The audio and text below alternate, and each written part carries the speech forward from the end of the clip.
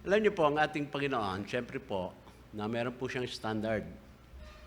Na ang Bible po, kailanman, hindi po siya nagkaroon ng double standard. Wala pong double standard ang Bible. Sa tao po, merong mga double standard. But the Bible, na God's Word, ay ano po siya, wala siya pong option, wala siyang optional. Na it's either yay or nay. Yan po ang sabi ng Bible. Oo o hindi. Ito o hindi ito. Sa madalit sabi po, mga kapatid, ang Biblia po, wala po yung pwede na pwede na. Hindi po. Kaya when we talk about standard, mga kapatid, our God na ating pong nakalala is a God of standard. Na kung ano ang sinabi niya po, mga kapatid, na yan po ay kahit ilang taon, kahit daang taon, libong taon, ang daraan, yun pa rin po yun. Hindi siya magbabago. Di ba? Sinabi niya rin, I am the same yesterday and forever. At sabi niya rin ang kanyang salita, mga kapatid, na kung sino man magdadagdag at magbabawas, madadagdagan din ang kanyang kaparusahan. Sa madalit sabi po, we believe in a God that is already complete. Kumpleto na po. At alam niyo naman, pag salitang kumpleto, magbibigay ng satisfaction sa bawat isa dahil kumpleto na nga eh. Hindi po ba? At ganyan po ang Diyos na atin po, mga kapatid, na pinaglilingkuran. Kaya sabi nga ng psalmist, di ba? The Lord is my shepherd, I shall not want, because the psalmist, na King David believed that God, our God, is complete. Yan po. At syempre, mga kapatid, kung ating Panginoon, siya po ay kumpleto, masasabi po natin, perfect po siya, mga kapatid, at inilagay niya tayo sa kanya pong ministry, dapat po, mga kapatid, yung ministry naman, na ating pong ginagampanan ngayon should be, mapatakbo naman po ito sa paraan ng Diyos, hindi po paraan natin. Di ba? Because the Lord knows how to operate His ministry. Kaya ang gagawin lang po natin, mga kapatid, ay sumunod sa ministry o sa gabay ng ating Panginoon dito nga po sa ministry nito. Kaya babalikan po natin yung verse number 14. Tignan niyo po, mga kapatid. Sabi, of these things, put them in remembrance. Put them in remembrance. So madalit sabi na ito po ay yung ating pong paglilingkod sa Panginoon o the way o yung right way o how God operates sa kanya pong ministry, meron pong pagkakataon nakakalimutan po natin. Di ba? Minsan nakakalimutan na rin nating manalangin. Amen? Kung ilang taon ka na po sa ministry, ilang taon ka nang ligtas, minsan po, nakakatatlong subo ka na bago mo maaalala na kailangan pala nagpipray ka. Amen? Kaya sabi diyan, of these things put them in remembrance. Kaya mga kapatid, tignan niyo, isipin niyo po, kung kayo po ay matagal na nag-a-absent sa church, maraming dapat na maipapaalala sa iyo na hindi po mangyayari na papaalala sa iyo kasi wala ka sa church. And sabi dito, of these things, put them in remembrance. So every time na we have this kind of service, mga kapatid, na nangyayari, ang ating Panginoon nagpapaalala sa atin. And it's really good for the children of God kung lagi kang nasa church kasi lagi kang napapaalalahanan. Di ba halimbawa, iti-text ka, sabi ka, ingat ka sa pagmamaneho, ingat ka sa daan, ingat ka sa COVID. Hindi ba? Tapos anong gagawin mo? Magre-reply ka, salamat sa iyong paalala. Hindi ba, mga kapatid? Amen? Kaya pag sinabi po, mga kapatid, sabi na, of these things, put them in remembrance. Hindi porke ikaw ay laging pinaalalahanan, ibig sabihin, matigas na ulo mo. Opo. Amen? Hindi po. Pag ikaw ay lagi pong napapaalalahanan, actually po, yaan po ay isang tanda na yung nagpapaalala sa iyo really cares for you. Di ba, amen? Kaya yan ang sabi po dito of these things, put them in remembrance. Tignan niyo po, charging them before the Lord that they strive not about words to no profit. Alam niyo po, sa Bible, mga kapatid, marami pong mga binanggit ang Panginoon diyan na dito sa verse 14, parang sinabi dito, siya po ay no profit. Yan, wala raw pakinabang hindi po kagamit-gamit. Pero pag titignan niyo po, doon sa verse number 21, meron po sinabi uli ang ating Panginoon diyan, na if a man therefore purge himself from this, he shall be a vessel unto honor, sanctified, and meet for the master's use, prepared unto every good works. So yung pong hindi kagamit-gamit, ngayon po, naging kagamit-gamit. Hindi po ba? Sa madalit sabi, dito, pinapakita po sa atin, mga kapatid, every time the Lord will put us in remembrance. Kasi dati nga hindi tayo, sumasablay tayo eh. Pero sa kakapaalala ng Panginoon sa atin, dumating ang pagkakataon na dati tayo po ay useless, now we become useful. Naalala niyo po si John Mark? Si John Mark, mga kapatid, kung naalala niyo po yung ating Acts na pagbabasa dyan, hindi ba? Etong si John Mark, sabi ni Paul, kunin nyo na yan si John Mark. Kasi bata pa yan eh. Medyo yung kanyang isip nasa kamunduhan pa eh. Sabi ka ba nung second missionary journey, dito pong si Paul, hindi niya na po sinama, ito pong si John Mark. Bakit po? Kasi si John Mark, parang ang tingin ni Paul, siya po ay hindi pa po seryoso sa gawain ng Panginoon eh. Pero later on, dito rin sa Timothy, sinabi na ni Paul, isama nyo si John Mark because he is profitable in the ministry. Di ba? Sa madalit sabi, yung dating useless, naging useful. Ganyan po. At mga ilang bagay, dapat ang ating pong maalala po dyan. Bakit po nagiging useful yung dating useless. Alam po? Okay. Kung titignan niyo po sa chapter 4, verse 11. Tignan natin. Timothy pa rin. Chapter 4 naman siya, verse 11. Landayan. Ito pa yung sasabi ko po sa inyo. Only Luke is with me. Tignan niyo po. Take Mark, yun po si John Mark, and bring them with thee, for he is profitable to me. Tignan niyo po for the ministry. Amen? For the ministry. Pero nung second missionary journey ni Paul, ilayo nyo sa akin si John Mark. Di ba? Amen? Pero eto po ngayon, mga kapatid, yung ayaw dating kasama, ngayon, inire-recombinanda na dahil nga po, nagkaroon po ng process na sinasabi po natin dito na siya po ay laging napapaalalahanan ng salita ng ating Panginoon. Amen? Alam niyo po, itong church natin nag-umpisa na yung mga nakasama ko pong mag-work dito, yung mga ayaw doon sa mga simbahan ba nila. Dahil matitigas ang ulo. Sabi ko, sige, lahat na matigas ng ulo, dito kayo sa akin. Yung makukulit, dito kayo sa akin. Ano po? Sa nangyari, itong mga pinanggalingan nilang church, mga kapatid, na hindi po sila naging very useful, nung pagdating po dito, naging kagamit-gamit sila. Naging profitable sila, mga kapatid. And there are reasons behind po doon sa magaganon. Una, maaaring yung puso niya wala doon sa kanyang ginagawa. Pangalawa, na hindi siya gumagawa dahil maraming gumagawa. Alam niyo naman tayo, mga kapatid, ang mga Pilipino, meron po tayong sakit na paa. Alam niyo paa? Paasa-asa. Hanggat may aasahan, hindi po kikilos yan. Tama po ba? Nung kami-kami na lang, wala na silang aasahan. Kaya, napilitan silang maglingkod. Di ba? At naging kagamit-gamit naman po sila sa ating Panginoon. Kaya ito nga pong si John Mark was useless, pero ang nangyari po, he become useful later on sa ministry po. Kaya napakaganda. Ngayon po dito, sige, tuloy natin. Balikan po natin yung verse number 14. Balik mo dyan.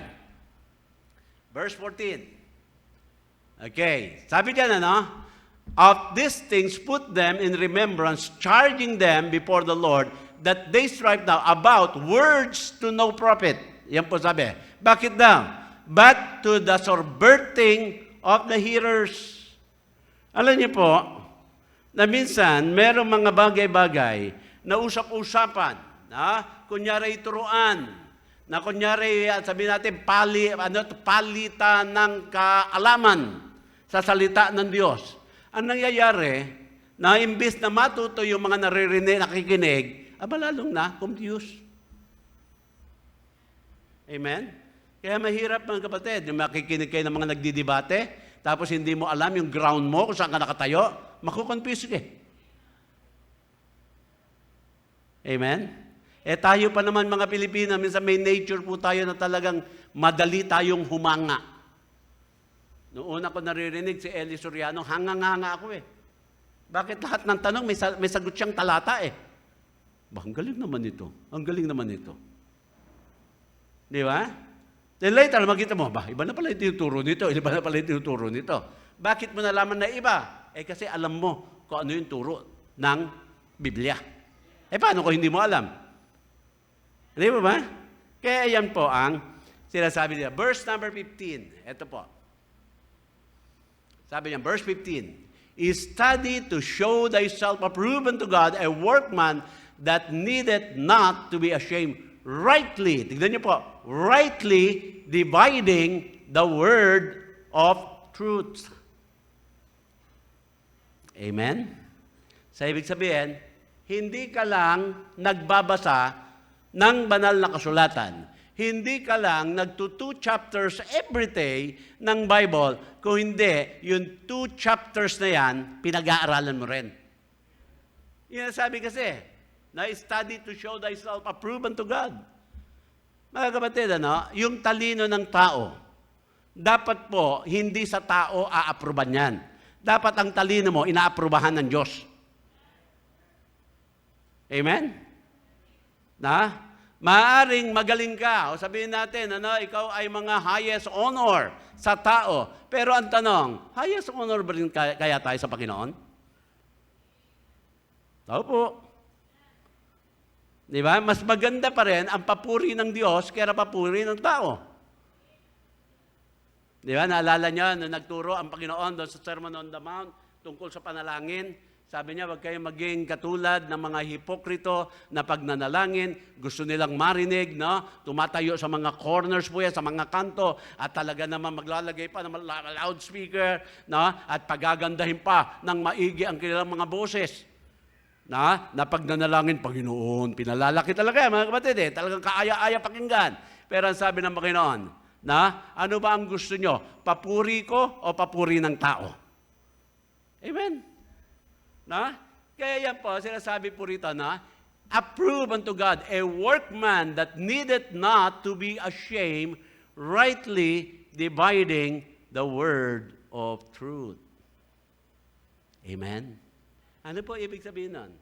Dapat kung ikaw ay isang mananampalataya, alam mo kung nasaan ang mga aklat at kung ano-ano ang mga aklat na nasa New Testament at nasa Old Testament.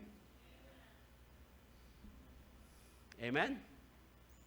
Huwag kang maghahanap ng Genesis kapag ang hawak ng libro, New Testament lang. Maluloko ka. Amen? Sabi nga pag manipis yung hawak mong Bible, nung araw kasi, huwag kang maghanap ng Old Testament book yan. Nakakatiyak, yan ay New Testament lang. Kaya pag sinabing rightly dividing the word of truth, alam mo kung nasaan si Nahum. Alam mo kung nasaan si Amos. Alam mo kung nasaan yung mga aklat na Isaiah. Amen? Na ni Sekaraya at ni Nagaraya. Amen? Kaya yan po ang sinasabi po dito, rightly dividing the word of truth. Tingnan nyo pa sa verse 16. But shun, profane, and vain babbling, for they will increase unto more, ungodliness. Imbis na godliness ang pinupunteriya, ano ang nangyari? Naging ungodliness. Minsan, alam niyo po mga kapatid, hindi mo dapat iniisip kung ano ang kaya mong gawin sa Bible. Dapat ang iniisip mo kung ano ang kaya ng Bible gawin sa iyo. Sasabihin, basahin ka ito, i-memorize ka ito. Ano iniisip mo? Iniisip mo kung ano yung gagawin mo sa Bible Di ba? Dapat iniisip mo, ano kaya ang gagawin ng Bible sa aking buhay? Babaguhin ba ako ng Bible? Yan po. Pero pag hindi, ano mangyayari? Mag-i-increase ka lang sa ungodliness Verse 17. Ito pa. Sige. Verse 17. Ang sabi po dito, nalipat na ba? Hindi pa rin. Okay. 17. And their word, sabi diyan, will eat as doth a conqueror, of whom is Hymenaeus and Philetus. 18. Who, sabi diyan, concerning the truth, have erred, saying that the resurrection is past already, and overthrow the faith of some. Nakita niyo po, kung ano naging ungodly, sabi, tapos na yung resurrection. Yung resurrection ni Jesus Christ, tapos na. Pero yung resurrection ng mga believers, hindi pa. Amen? Okay, tuloy pa rin natin. Nevertheless, ito po ang napakaganda dyan, verse 19. The foundation of God standeth sure. Having this seal, the Lord knoweth that are His. Now, Panginoon, mga kapatid, alam ng Panginoon kung sino yung Kanya. Ang tanong, alam mo ba kung ikaw ay Kanya? Alam mo ba na ikaw ay sa Panginoon? Dapat, Pero wag mo sasabihin na ako ay sa Panginoon kung ikaw mismo, mga kapatid, ay hindi talaga sa Kanya. Okay, tingnan pa natin. Mamaya, mas maunawaan niyo po yan. Balikan natin yan. Balik mo muna doon sa 19.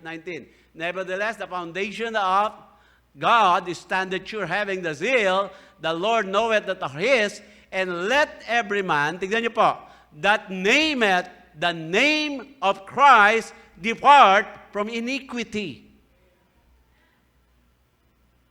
Bible believer ka ba? Then you depart from iniquity. Then you depart, mga kapatid, doon sa alam mong mali, dahil yaan ay sinabi ng Panginoon, dapat ikaw ay lalayo diyan. Amen? So, hindi lang sinasabi na ako ay pag-aari na ni Kristo, hindi lang po, sa salita po, mga kapatid, nakikita yan, na ang tunay na kay Kristo po ay lumalayo po sa maling paraan na naituro ng sanlibutan sa atin po. Amen? Amen? Doon po kasi nakikita, doon po doon po nagliliwanag ang bawat ilaw ng isang mananampalataya. Na alam ng Panginoon kung sino yung Kanya, alam mo na ikaw ay Kanya, kaya para masabing ikaw ay Kanya, mapatunayan, ikaw ay lalayo sa kasalanan. Ikaw ay lalayo, mga kapatid, sa lahat ng bagay na ayaw ng ating Panginoon. Verse 20, ito na po. Sabi diyan, but in a great house, there are not only vessels of gold and of silver, but also of wood and of earth, and some honor and some to dishonor. Ngayon po, yan ang ating tatalakayin ngayon. Vessel unto honor and vessel unto dishonor. Alin ba tayo doon sa dalawa? Yan ang tanong. Ikaw ba ay vessel unto honor? No? O ikaw ba ay vessel unto dishonor? Sabi dito, in a great house. Siyempre pa, pag sinabing great house, yan po ay tahanan ng hindi ordinaryong tao. Yan po ay tahanan ng taong may kaya. Amen? Nanonood ba kayo ng yung Persiaya? Sino nanonood? Okay. Appear. Nanonood ako nun eh. Si Persiaya na? Si Yaya Melody, kilala mo? Di pa na? Gamitin ko lang po ilustrasyon yun. Kasi yung pamilya, nung Yaya, dinala po, mga kapatid, sa Malacanang o sa palasyo. So, kakain po sila, mga kapatid. Na? Siyempre, pag mga ganong klase, hindi po kayo bibigyan ng mga plastic na tinidor at na kutsara. Great house eh. Di ba, amen? Sabi ko nga, na pag may nagluluto at papakain, sabi ko, natuklasan ko na kung ano ang sikreto na ang iyong handa magkakasya na konti lang, mas marami yung kakain kaysa sa handa. Alam niyo ano? Na? Plastic na kutsara tinidor ang paggamit nyo. Eh, tiyak, hindi gaganahan eh. Kasi pag ganun niya ng ulam, nababali agad eh. Di ba? But anyway, para sinasabi po rito, mga kapatid, yung great house, ikaw po ay lalatagan po niyan ng talagang mga mamahalin na mga vessels. Kung yun po yung mga silverware na yan, mga kapatid, at kung ano-ano pa po. Ibig sabihin, yan po ay inilalagay for the master's use. Amen? So it is not an ordinary utensil, mga kapatid, na it is, para bagang, a thing na nagre-represent doon sa great house. Yan sinasabi.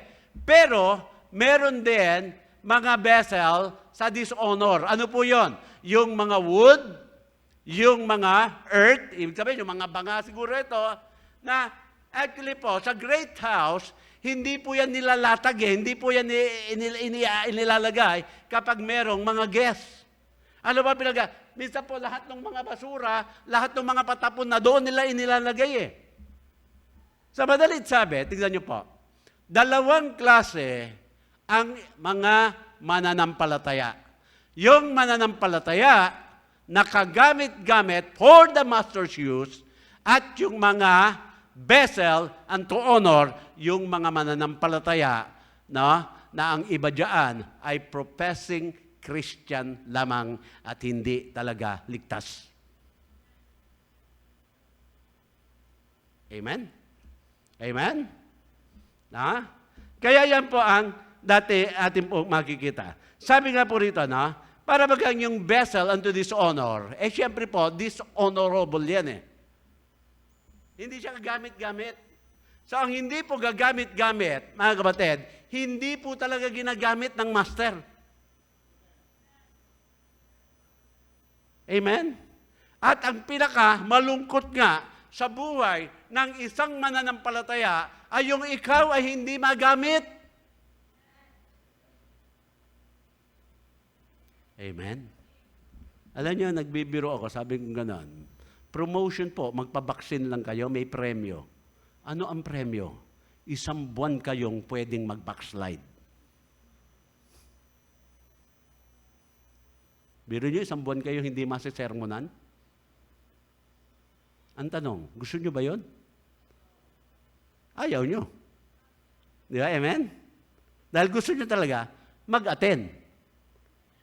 Pero mga kapatid, pag kayo'y napipilitan lang umattend, gusto ko yan.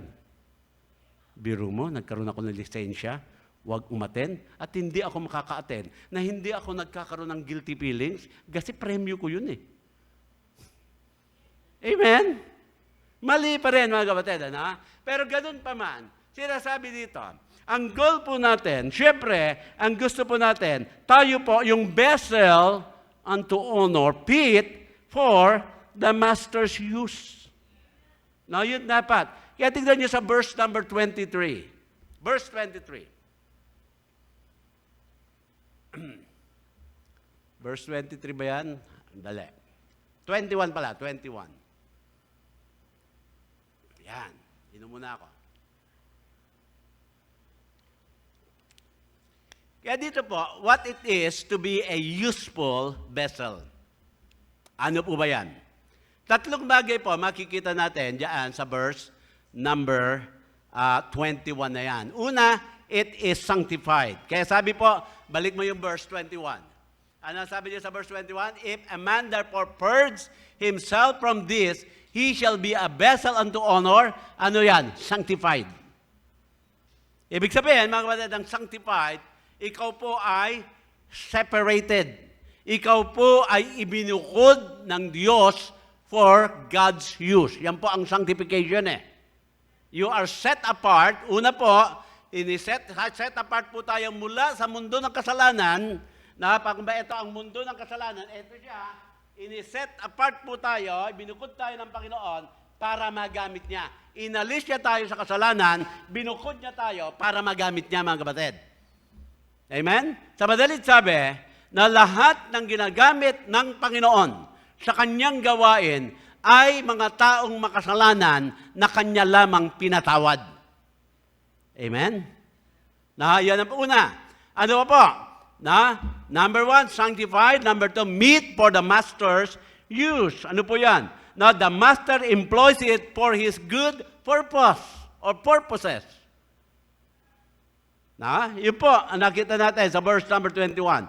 At yung huli, ayan po, prepared unto every good work, it is prepared for every good work. Amen?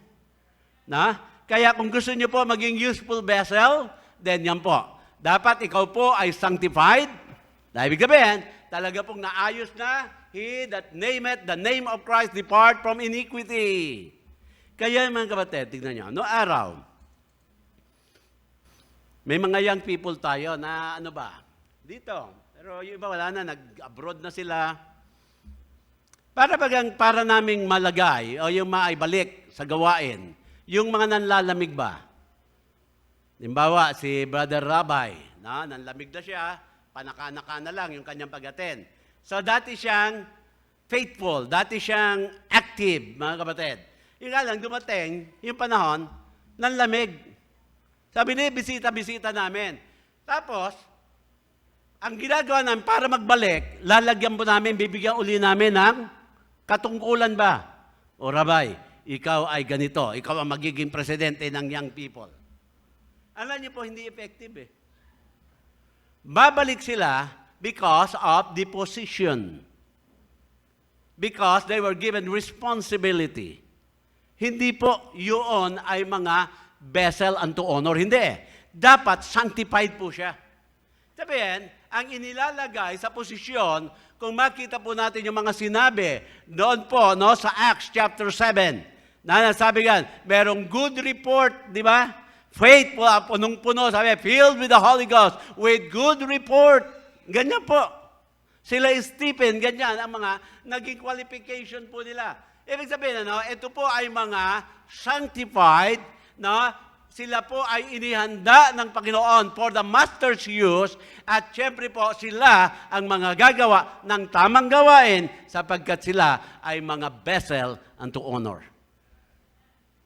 Ibig sabihin, walang lugar po sa gawain ng Diyos ang mga vessel unto dishonor.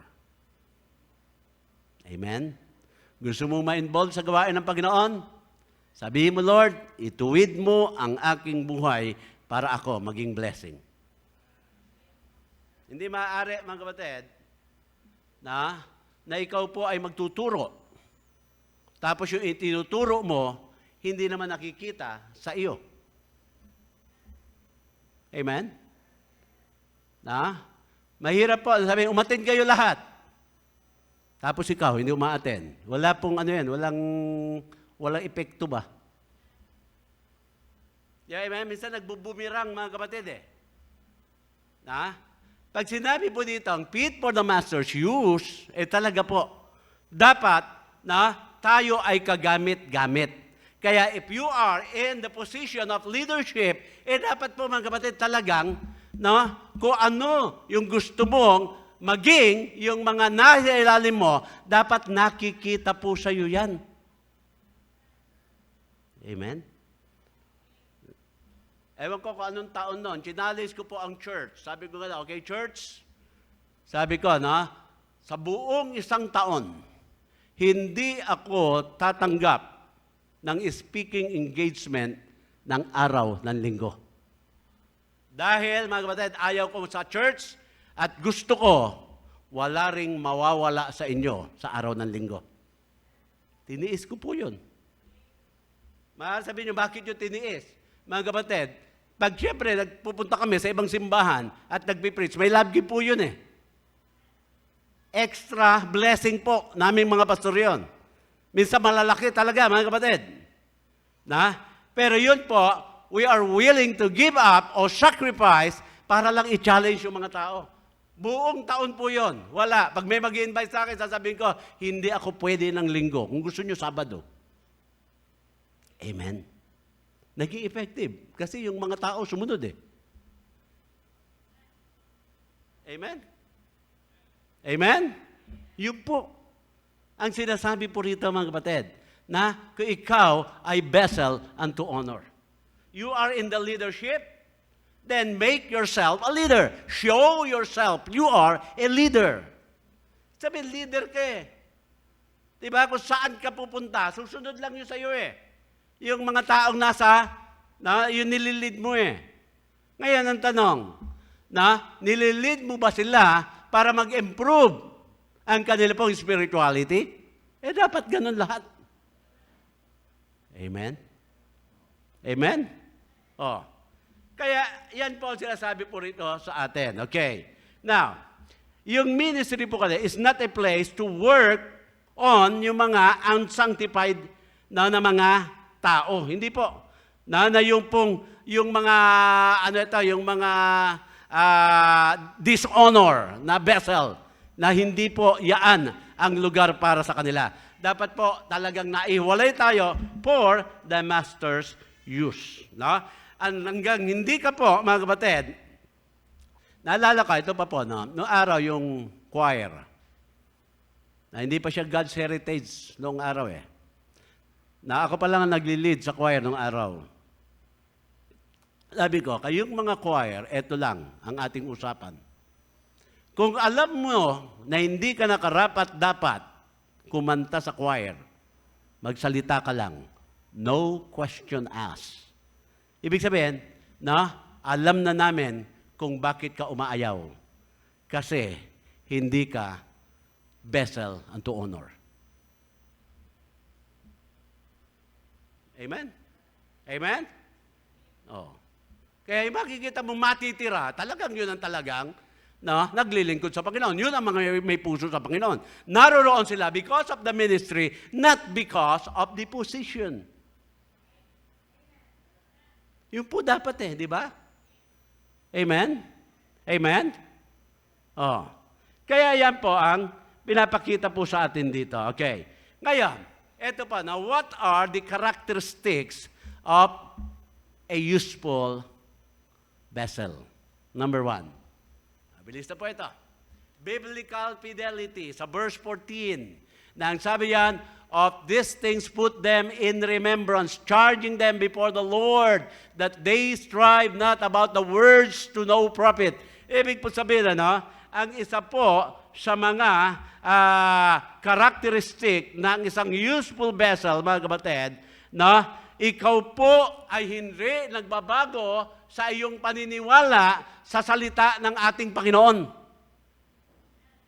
Sabihin, yung turo, hindi mo binabago. Hindi ka dapat nadidiktahan ng kultura para, mga kapatid, baguhin ang mensahe ng Diyos. May inatinan ako na seminar ng araw. Doon ginawa sa Maui, Hawaii. Biro niyo po, all expenses paid. Meron pong isang subject doon na youth. Ang turo nila, yung youth, na para makuha mo ang youth, yung church ang pupunta sa youth. Sabihin, kung ang youth mahilig mag-basketball ng Sunday, yung church pupunta doon sa basketball court. Ganon. Kung sila ay mahilig mag-football, pupunta yung church doon sa football. At doon nila iwi-win. Yung mga, sabi ko, parang iba yata. Kasi ang pagkakabasa ko sa Bible, sa Great Commission, go ye into all the world. Di ba? Ibig sabihin, go ye into all the world na, mga kapatid, hindi po yung world ang ipapasok natin, mga kapatid, kung hindi, mga kapatid, yung world tuturuan natin ng tamang katuruan. Kaya ano nangyari? Sabi sa akin, Pastor, para dumami ang kabataan nyo, kailangan maglagay ka ng mga drums dyan. Yung mga gustong-gusto ng kabataan, ilagay mo dyan. Sabi ko sa kanya, bakit naman? Kasi yun ang gusto naman kabataan ngayon. Sabi ko, marami naman kaming kabataan dito, wala naman kaming ganon. Sabihin kung yung sistemang ginagamit natin, gumagana pa, ba't mo papalitan? Amen? Gusto nyo ba, mga kapatid, dito, habang nagko-congregational singing kayo, meron nagigitar, gumagano. Amen? Hindi po pwede. Hanggat ako po ang nakatayo dito sa pulpito na ito, hindi pwede yan. Kaya kung gusto nyo ng ganyan, maghanap kayo na merong ganon. Hindi nyo makikita dito yan. Hanggat ako ang naririto. Amen? Yung How Great Thou Art na kanta, marami pa rin nabibless. Yung Amazing Grace, marami pa rin po nabibless. Bakit ko babaguhin ng contemporary music yan? Amen? Bakit po? Vessel unto honor Di ba? We come to church to worship Him. Ang church po, ang pulpit ng ating church, dito po ipinapangaral ang salita ng Diyos. At ang mga nagsasalita dito, mga leader, hindi po performer. Kung gusto niyo performer, doon ka sa mga concert magpunta. Hindi sa church. Mga preacher po ang naririto. Hindi po mga performer. Amen? Kaya sabi, ganyan talaga kayo mga Baptist. Talaga ganyan kami. Dahil si Kristo, wala namang drum si Kristo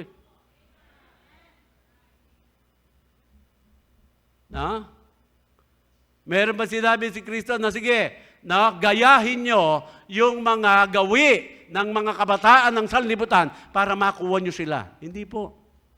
Naniniwala pa rin po tayo mga kapatid doon sa Roman road ng paraan ng pagsosoul winning. Fidelity, mga kapatid. In other words, mga kapatid, sabi nga doon sa Timothy, diyan 2 Timothy chapter 4, verse number 1. Ano ang sabi diyan? Tignan nyo. 2 Timothy 4:1.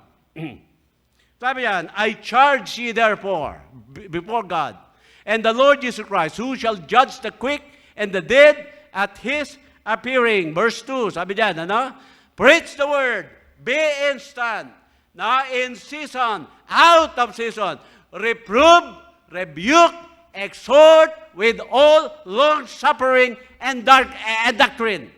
Yun pa rin, rebuke. Pag mali, sinasaway, mga kapatid. With long-suffering. Sabi diyan, at yung doctrine. Kaya, isa po sa mga karakteristik po niyan, maging matapat tayo sa turo ng banal na kasulatan, tinuro sa atin ng ating Panginoon. Amen? Amen? I charge, sabi ng Panginoon, hindi dapat natin, mga kapatid, ina-abandon yung biblical fidelity po natin. Hindi po natin pina-abandon, yung iniiwan, yung mga sound doctrine. Hindi dapat natin iniiwan, mga kapatid, yung tinuturo ng Bible sa atin na authority, yung pastoral authority o biblical authority, biblical baptism. Lahat po yan, hindi dapat nating binabago at hindi po natin dapat iniiwan.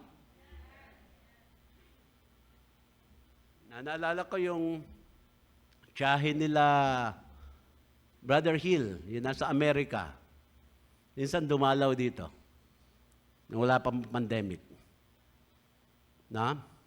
Nung pagpasok niya, nakita ka agad yung baptistry. Sabi niya, Pastor, ano yun? Baptistry po. Sabi niya, Amen. Talaga dito, pag Baptist Church, ang ina-highlight, yung baptism. Amen? Kasi naniniwala po tayo sa biblical baptism. Inilulubog. Hindi po winiwisikan. Amen? Amen? Oh. Hindi yung binubuhusan lang ang ulo. Tao po. Sapagkat si Kristo, binautismuhan mismo doon sa Jordan River, na yun lang ang lugar na maraming tubig.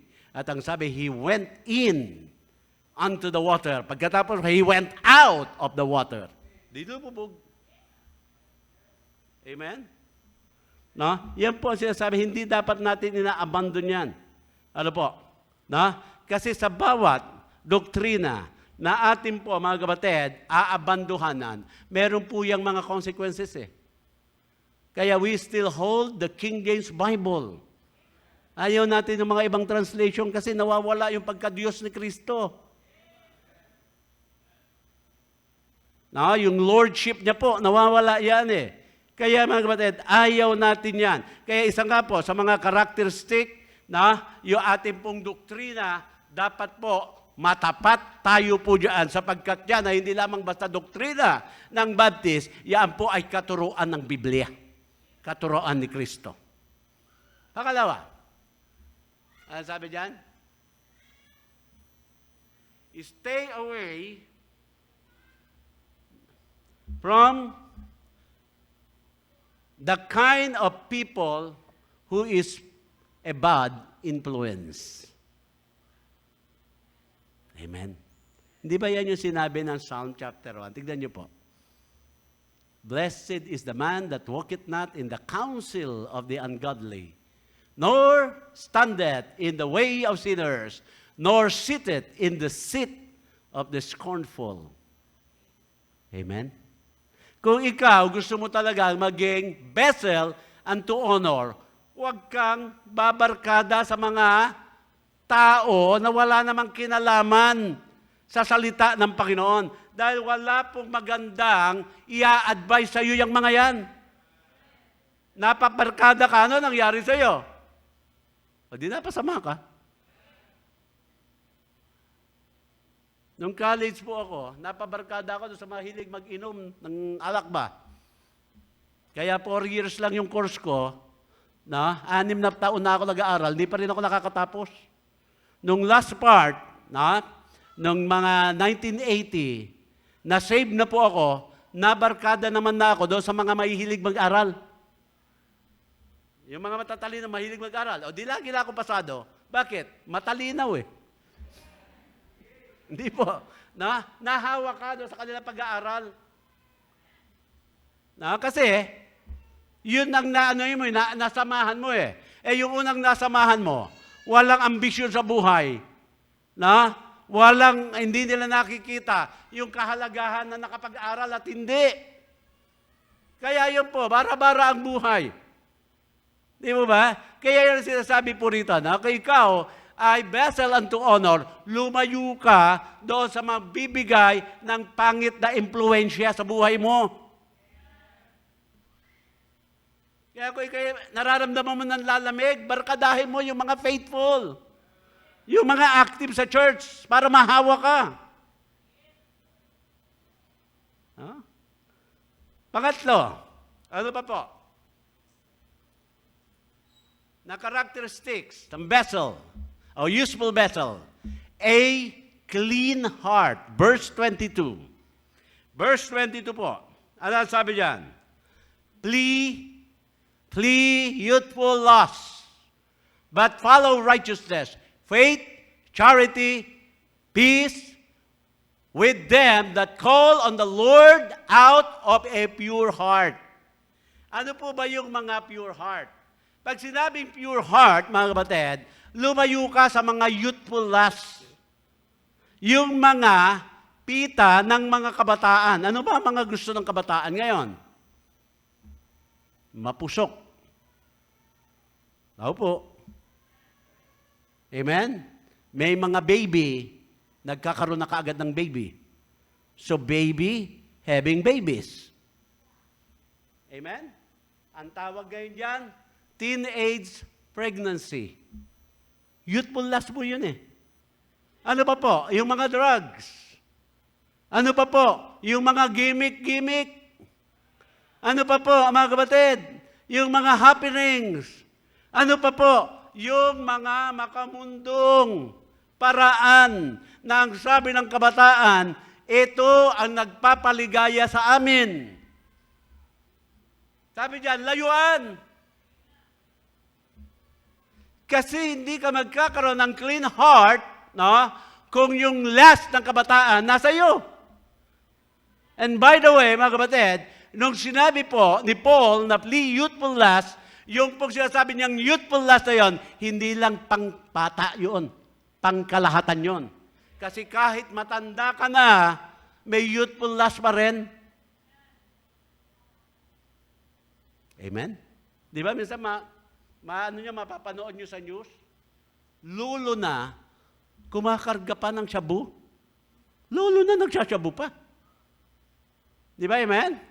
Sino ba karaniwang gumagawa nun? Mga kabataan, yan ang sinabing youthful lust, mga kapatid, yan po ay klase ng kasalanan na talagang mas malakas sa mga kabataan, pero yaan ay malakas din sa mga may edad. Kaya gusto mo maging vessel unto honor, then you must have a clean or pure heart. Pure heart ba yung una o clean heart pa lang? Anyway, yan po sinasabi po dito sa atin. Ano po? Yung charity, follow, righteousness, faith, charity, peace, with them that call on the Lord out of a pure heart. Amen? Pang-apat. Discerning mind sa verse 23. Tignan naman natin yung verse 23.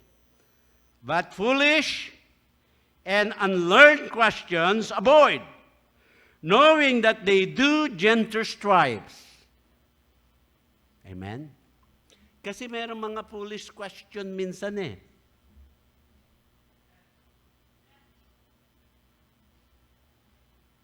No? Yung mga tao na minsan, tatanungin ka, pero hindi talaga naghihintay ng sagot. Na sila lang ay magkikreate ng isang argumento. Amen? Sabi, hindi ba si Cain pinatay si Abel? Di ba yung sabi ng Bible? Paano niya pinatay? Paano? Sinakal? Binatuta? No? Pinukpok ng baril? Sabi ng Bible, pinatay eh. Di ba, amen? Tapos yung mga tanong, bakit nung huling nakita si Kristo dito sa mga aklat ng Ebanghelyo, siya ay 12 anyos. Tapos nung siya ay lumantad na uli, nung siya ay 30 anyos na, nung siya ay babautismuhan na ni John the Baptist, nasa saan siya mula nung 12 years old o 13 years old hanggang 29 years old, nasan siya? Pero mahahanapin mo. Ano sabi ng mga iba? Doon daw, yung mga time na yan, si Kristo na wala kasi nagpunta raw na kung saan, nag-aral ng mga black magic, yung mga voodoo, kaya daw, napakagaling niya sa mga milagro. Sabihin, hindi sila naniniwala dahil sa mga milagro na ginawa ni Kristo. Magic daw yun. At yun ang pinag-aralan niya mula 13 years old hanggang 29 years old siya. Hinahanap. Foolish question po yun eh.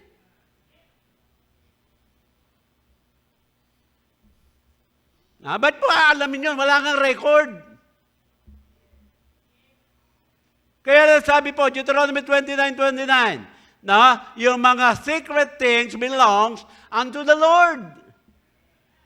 Ano ba sabi doon sa last chapter ng John at last verse, na sabi ganoon, kung lahat ng ginawa ni Kristo ay sinulat o isusulat, not even the world itself can contain everything. Hindi kakasya yan, sabi ganoon. Di ba? Kaya dyan po, pag mga ganyan, lumayo ka na doon sa mga foolish and unlearned question. I-avoid mo po yan. Na? Dahil magkikreate lang yan ng gulo. Naalala ko nung araw, nagpapagupit ako, pastor pa ako sa Pangasinan. Di sabi gano'n, di kwento ng kwento. Na parang ano siya, hindi ko malaman kung Jehovah's Witnesses yata eh. Hanggat nalaman niya, pastor ako. Sabi niya gano'n, alam niyo, yung paniwala niya mali eh. Kasi, sa Bible, dito raw, hindi tulad ng mga Jehovah, nakasulat kami sa Bible, Jehovah's Witnesses. Pero yung Baptist, Bible Baptist, wala naman sa Bible yan eh. Wala naman talaga, di ba? Eh parang, yung tanong niya, hindi tanong na ano eh, yung parang tanong na iniinsulto. Eh yung Bible ko nung araw, mga kapatid, nakalagay dyan, Holy Bible. Tapos nilagyan ko po ng sticker dito sa taas, tinakpan nyo ngayon, na nilagay ko, Bible, ano ito, nakalagay, hindi, Holy Bible, dinugtukan ko pala, ng Baptist. Yan, Holy Bible Baptist, nilagyan ko ng sticker ng Baptist. Sabi ko, kung papapakita ko sa iyo, sa Bible na ito, na merong Bible Baptist, maniniwala ka? Sabi nyo ganyan. Di pinakita ko. Sabi niya, pilosopo ka, pastor ka pa naman. Sabi ko, pilosopo ka rin eh. Pero dapat hindi na pinapatulan yun eh. Bakit? Ano na mangyayari? Ayun. Magkakaroon lang na mas lalong pagtatalo-talo. Di ba? Amen? Ano nakwento ni Pastor Belmonte? Ewan ko saan makinuwento yan. Dito yata, no? Sabi niya, nung kasal, may kasal noon eh. Nakinasal doon sa May Project 8. Tapos pauwi na kami dito, inihatid. Umulan. Yung sasakyan namin na Ford, na yung Ford Fiera po 'yon, ha? Hindi po Ford na Raptor, ha? Hindi po 'yon. Ford Fiera. Walang trapal. So huminto kami doon sa gasolinahan, doon sa tabi ng First Baptist. And dami rin nakililim. Maya-maya, nakalagay kasi doon Bible Baptist doon sa sasakyan namin eh. Bakit dinay-debate kami nung isa? No? Ano rin 'yan? Jehovah din 'yan. Sabing gano'n, na talaga daw na si Kristo, siya raw ay, mighty God. Ayan. Na yung kanila daw Diyos, Almighty God. Kaya si Kristo daw, maliit lang daw diyan na Diyos. Eh naghamon. Sabi, sige, ipakita nyo sa akin. Papuputol ko yung daliri ko. Ipakita nyo sa akin kung meron kayong mapapakita na si Kristo are Almighty. Eh, ang mga kausap niya, si Pastor Belmonte, si Pastor Pistin, yan po'y lumalaban po ng debate sa mga plaza.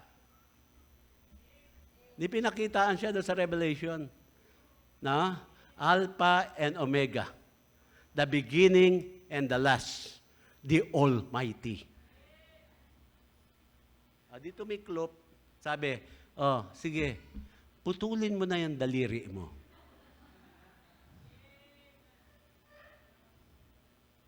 Sabi, joke only yun eh. Joke lang. Amen? Kaya yan po, yung pangatlo, pangatlo na ba yan? Pang-apat?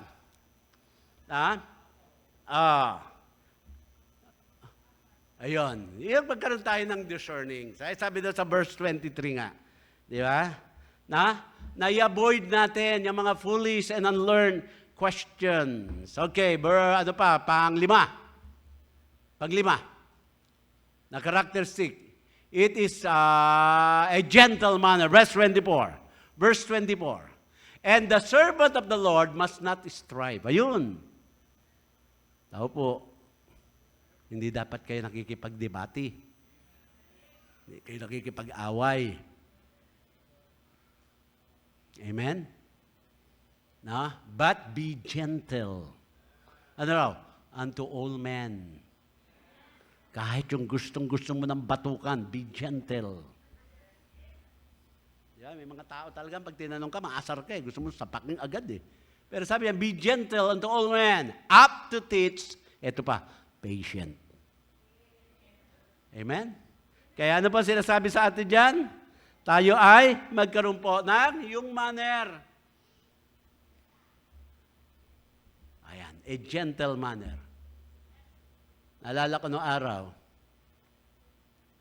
ito po si Pastor Pahardo, hinamon ng mga INC ba? Ng debate. Doon po sa Pasay, sa may Malibay. Dahil nagba-Bible study siya doon, ginulo siya ng INC.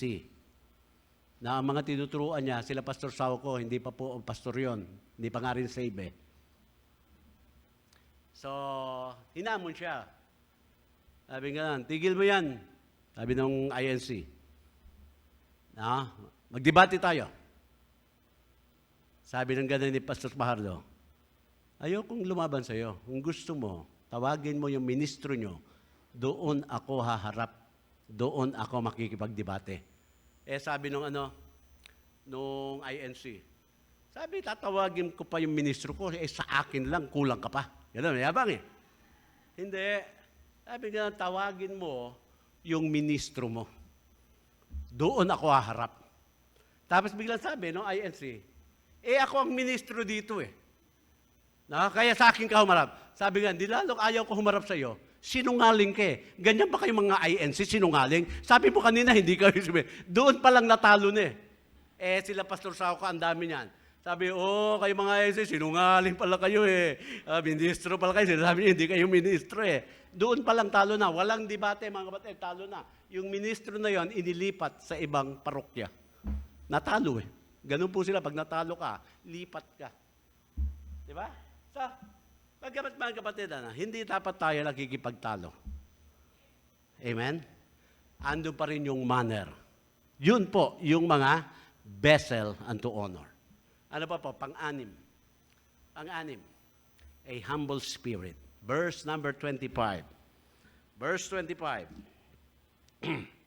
Sabi yan, in meekness is instructing those that oppose themselves, if God, by adventure, will give them repentance through the acknowledgement of the truth. Kaya mga kapatid, na ang talaga pong yung vessel unto honor, humble po yan. Pag ginamit ka ng Panginoon, mas lalo ka po mga kapatid, magpakumbaba.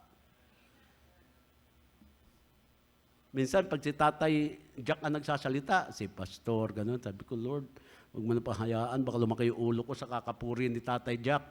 Baka hindi na ako makalabas ng pintuan dahil lumaki na ulo ko. Pero puso niya kasi yun eh. Di ba? Pero dapat, ando doon pa rin yung pagiging humble natin, yung meekness. Hindi dahil marami ka nang nagampanan o nagawa, mga kapatid, hindi po. Hindi ba lagi po naririnig nyo, sasabi, hindi po naman, this is not all about us, it is all about the Lord Jesus Christ. So whatever na accomplishment po natin, sa Panginoon yan. Ang Panginoon yan, hindi po tayo yan. At yung pang-pito, last na po ito. A confrontive will. Sa verse 25, ano sabi pa rin dyan?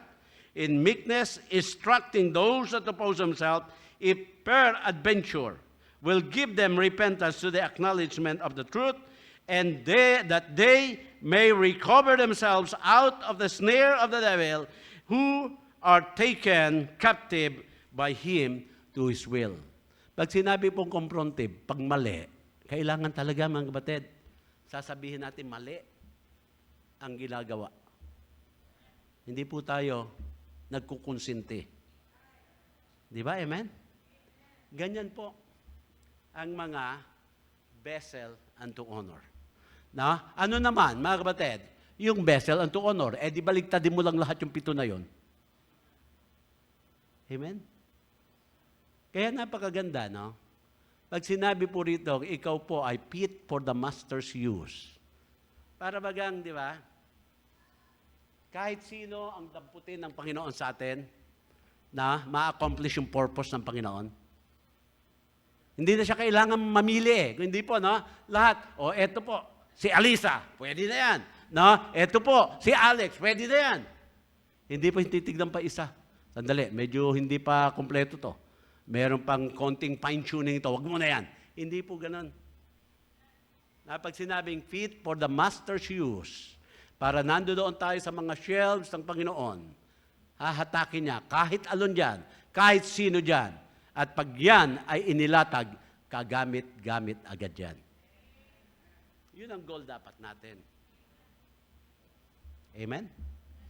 Amen? Kaya babalikan natin yung verse 14. Ano po yun? Verse 14, of these things, put them in remembrance. Amen? Tayo pong lahat ay tumayo.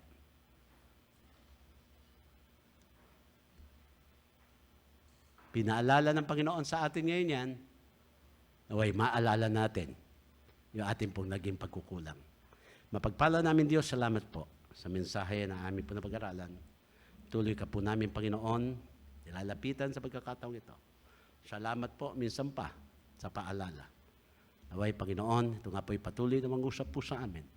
Makita namin kung saan po kami tama at kung saan naman po kami nagkakamali. At sa mga pagkakamali na yan, Panginoon, gusto namin maitama sa pamamagitan ng tulong mo po, Panginoon. Kung ano man po yung mga naging kasalanan namin, dito po sa altar ay amin pong ilapit at ihingi ng kapatawaran. Kung ano man, Panginoon, yung mga dapat naming itama at nahihirapan po kami, dito pa rin sa altar, Panginoon. Kami lalapit at tingin ang tulong mo po, Panginoon, na maituwid yung amin po mga hindi tamang nagagawa. At kung yung mga tama naman, Panginoon, na aming nagagawa, dito po sa altar ay amin naman pong pasalamatan at hilingin pa rin, Panginoon, ng patuloy na lakas na ibibigay mo po para makapagpatuloy pa po kami, Panginoon, at maging isang magandang patutuo sa mga kapatiran po. Kaya, Panginoon, sa paanyaya, kilusin mo po ang bawat isa ngayon. Lahat ng ito ay aming hiniling sa pangalan ni Jesus. Habang lahat nakayuko, nakapikit, mga kapatid, ang mensahe ng Panginoon sa inyo, nasan ba tayo doon?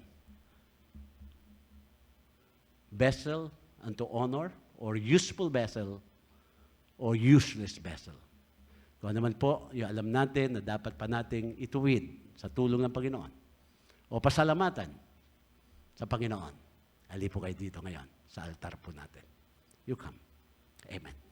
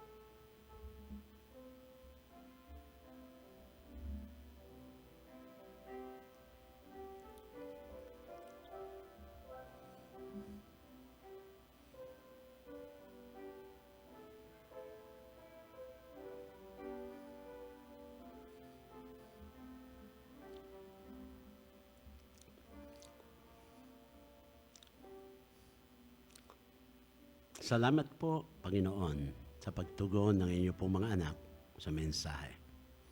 Salamat, Panginoon, sa mga pusong hinipong po. Ganon din sa mga isipan po namin. Salamat. Sabi nga na inyo pong salita, lagi mo pong ipapaalala sa amin ang mga bagay na ito. Naway, Panginoon, sa lahat ng amin pong nakalimutan, naway, naalala po namin ngayon sa mensaheng amin pong napag-aralan.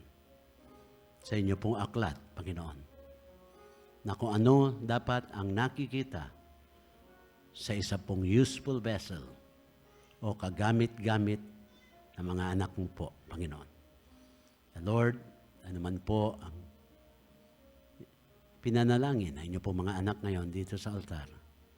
Inyo po itong tugunan. Tulungan sila, Panginoon, magkaroon ng kasagutan nito, pasasalamat, o paghingiman, Panginoon, ng kapatawaran sa mga mali na gawa ng bawat isa. Lord, salamat po ng marami. Alam ko po, ang bawat nailapit po ngayon ay inyo pong bibigyan ng katugunan. Kaya Lord, pinupuri ka po namin, tinataas po namin kayo. Salamat po sa mensahe na patuloy mo pong itinuturo sa amin at patuloy naman namin itong natututunan, Panginoon. Kaya Lord, sa pangalan po ni Jesus, sa amin pong hiniling at pinasalamatan ng lahat ng ito. Amen. Amen.